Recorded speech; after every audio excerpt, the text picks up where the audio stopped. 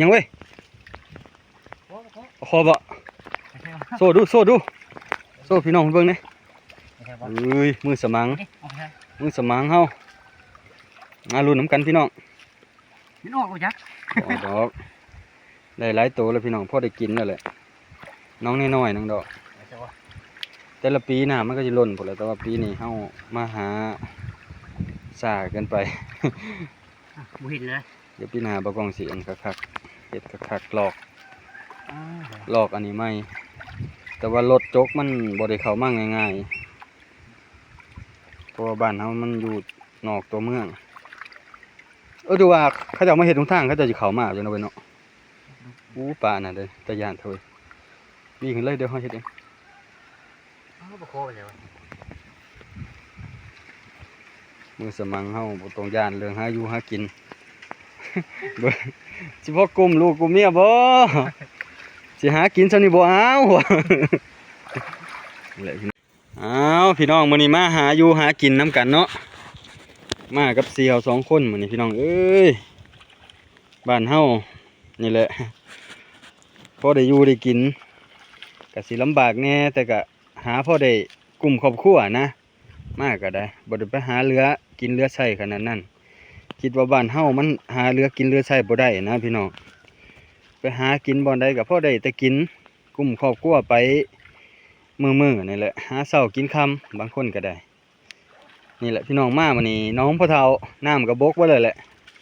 ก็น้องพ่อเฒ่ากับน้องบ่กล้องแหล้วเนาะว่าสิเฮ็ดเฮือนใส่นี่แหละพี่น้องนี่กำลังสิถมดินแล้วก็สิเฮ็ดน้องสระให้มันเลิกๆก็สิเอาปลาลงมาปล่อยก็สิเอาหาพวกผาแยงมากั้นไว้เนาะเพราะว่ามันติดให้หน้าย่ำน้ำย่ำฝนยังเว้ยคอบ่โซ่ดูโซ่พี่น้องเบิ่งนี่เอ้ยมือสมังเฮามาลุ้นน้ำกันพี่น้องกูจักดอกได้หลายตัวแล้วพี่น้องพอได้กินแล้วแหละน้องน้อยๆน้องดอกแต่ละปีหน้ามันก็จะล้นหมดแล้วแต่ว่าปีนี้เฮามาหาซ่าเกินไปบ่เห็นเลยเดี๋ยวปีหน้าบ่กองสิอันคักๆเฮ็ดคักๆหลอกอันนี้ไม่แต่ว่ารถจกมันบ่ได้เข้ามาง่ายๆเพราะว่าบ้านเฮามันอยู่นอกตัวเมืองดูว่าเขาจะมาเฮ็ดทางเขาจะเข้ามาจังเนาะเว้ยเนาะป่าน่ะเด้อตะย่านเถอะวิ่งเลยเดี๋ยวเฮาเฮ็ดเองบ่โคเลยวะมือสมังเฮาบ่ต้องย่านเรื่องหาอยู่หากินเบิ่งสิพ่อกุมลูกกุมเมียบ่สิหากินซะนี่บ่เอาแหละพี่น้องเอ้ยบ้านเฮาก็ได้ปลาคอมันก็หมุนขี้ตมเท่านี้แหละพี่น้องปลาคอแต่ก่อนน่ะหลายอยู่ปีนี้มันแรงแล้วพอเฒ่าเราลงเทื่อนึงแล้วเลยแบบตอนแรกบ่ได้ลืมถ่ายพี่น้องเบิ่งคิดว่าบ่ได้เอาไม้มาก็เลยว่ายันมันบ่ได้ยินเสียงว่าถ่ายคลิปแต่ละเทื่อก็เอาไม้ใส่ไปแล้วบ่เว้ย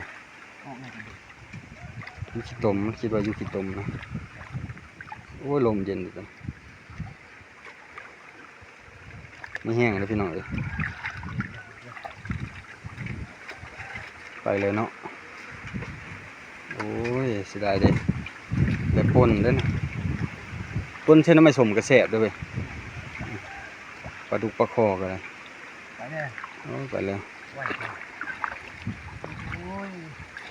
ปลานิ่นกับปลาแสบเลยเว้ยปลาสูปลาคอปลาดุกเนาะปลาธรรมชาติของบ้านธรรมชาติจะเอายุกปลายังจะมาปล่อยนี่เอาพี่น้องเอาปลายังมาปล่อยดีน้องประมาณซ้ำนี่เลยนี่เดี๋ยวบอกกล่องสิหลอกข้องหลอกน้องอีกเนาะให้มันเลิกกว่านี้อีกจักหน่อยให้มันน้ำกลุ่มแรกเนี่ยปรากฏนั่นใหญ่แต่เว้ยปรากฏนั่นใหญ่ขนาดฝนตกแล้วพี่น้องเอ้ยฝนตกนี่บอกกล่องสิพาพี่น้องไปเยี่ยงเขียดเยี่ยงกบเลยมื้อแรงนี่ล่องเบิ่งน้ำกันนะว่าสิเป็นยังไงหากินอยู่บ้านเฮานี่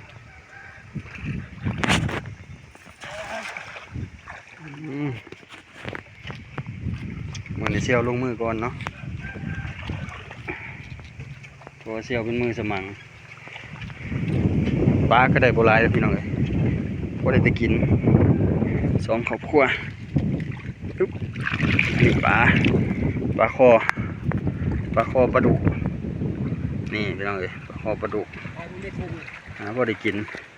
อันนี้ตัวเสริมเนาะตัวเสริมมาเห็นปลาเห็นปูกะเห็นกุ้งเห็นปลาซิวหลายก็จะเอาเสริมไป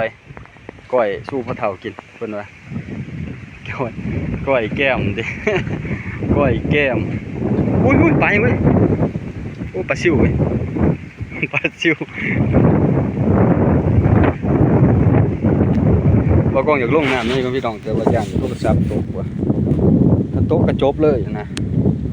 ผมมีอันแนวลงคลิปเลยมีเครื่องเดียวขอรออยู่ตัดคลิปก็ยากลงคลิปก็ยากพี่น้องเลยนิดบ้านเฮามันซ่าอันสิติด Wi-Fi ก็มันบ่มีหลักสัญญาณไกลเพราะว่าถ้าหลักสัญญาณไกลหลักอันนั้นมันก็สิต่อสายลงมาให้ได้นะพี่น้องเนาะแต่มันบ่มีหลักสัญญาณปลาขาวพี่น้องปลาขาวโอ้ยลมดีขนาดมื้อนี้ใกล้แน่พี่น้องเอ้ยบ้านเฮาเพิ่นว่านี่แหละบ้านเฮา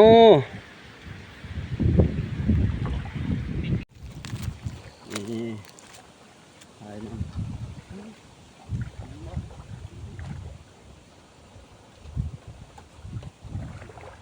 เอาลงมาเลยปลาลงมาเหลือที่ได้ใจเอาปลามันลงหอด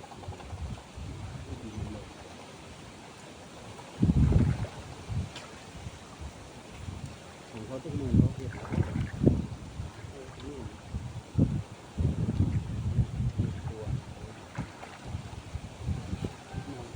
เอานะมันสีมากเพิ่มสีมาแล้วไก่ขึ้นมือมากทำเอาเดี๋ยวปลาเนี่ยเจอไก่นี่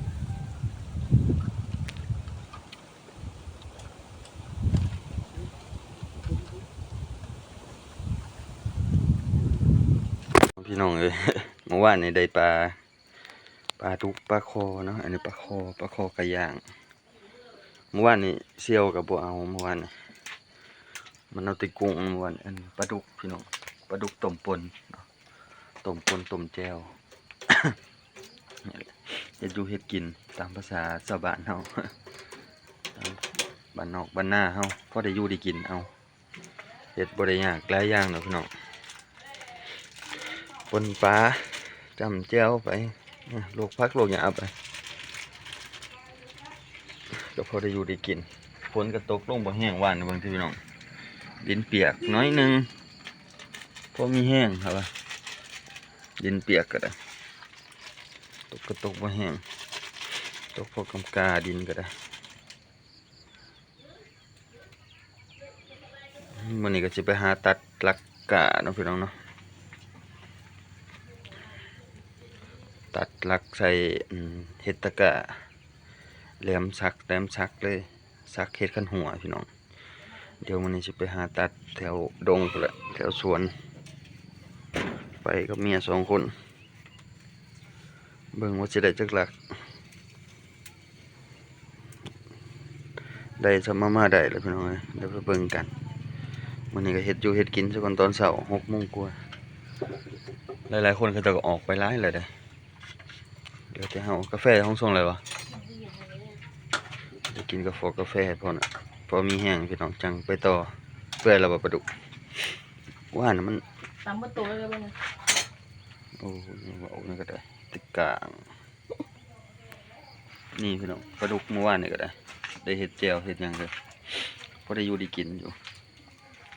ปลาคอบ้านเฮาพอได้กินหยังก็ได้สิบ่ได้หลายแต่ก็พอได้กินเล็กน้อยๆเห็ดป่นเห็ดแจ่วไปลวกผักลวกหญ้าก็พอได้กินบ่ได้ค่อยอันปานใด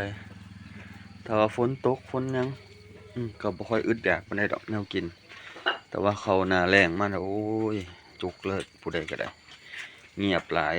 อันเขาอยู่นำกินบ่ฮู้สิหาหยังเขาดงเขาป่าพุ่นละล่าสัตว์พุ่นละกันผู้ใดเป็นผู้ใดเก่งแน่นอนนึงแต่ว่าบ่กล้องกำลังมาอยู่เนาะ อยู่บ้านเพิ่นก็บ่ทันเก่งบ่ทันฮู้ปลาปานใดค่อยศึกษาไปให้หมู่ให้ครูพาไปแค่นี้แต่ว่ามาอยู่บ้านเพิ่นมีหมู่มีครูรู้จักกันฮักแพงกันก็เลยไปไสเขาก็มาเอิ้นมาหยังก็พอได้ไปหาอยู่หากิน มีผูกแล้วบุกี้คุยยัง บ้านเขาเจะเป็นกันเองเวลาหาอยู่หากินแล้วไปง่ายมาง่ายเบิดเบียกเขาเจ้าก็พากันไปเฮ็ดงานนะส่วนก็ไปเฮ็ดงานเอาพี่น้องก็ประมาณนี้แหละเดี๋ยวเฮ็ดจูเฮ็ดกินแล้วก็จะไปเฮ็ดเวียกต่อเด้อบัดนี้พุ่นแหละเที่ยงบ่ายพุ่นแหละสิเข้ามาออกดงไปกับบ่เกิน2กิโลเลยคิดว่า2กิโล